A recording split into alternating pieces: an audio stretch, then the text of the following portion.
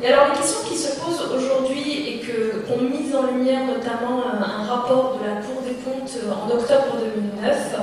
c'est quelle est l'efficacité, quelle est la pertinence politique conduite aujourd'hui en France en matière de protection de l'enfance. La Cour des comptes avait alors écrit notamment que 6 milliards d'euros sont dépensés chaque année sans qu'on sache vraiment ni contrôler les acteurs de la protection de l'enfance, ni si cette politique est efficace. Et finalement, c'était pas la première fois qu'on entendait ce questionnement, hein. On l'avait déjà entendu à l'Assemblée nationale dans les débats parlementaires au moment de mars 2007, donc des débats parlementaires sur ce sujet de la protection de l'enfance. Et les principales critiques qui sont émises, c'est celle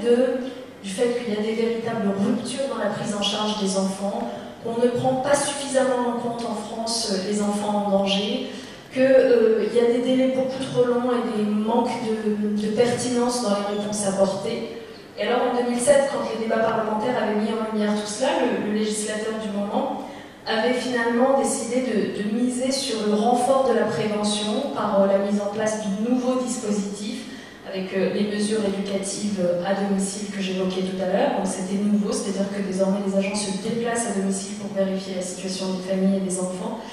avec aussi l'amélioration des signalements, et c'est là qu'ont été mises en place les cellules de recueil des informations préoccupantes,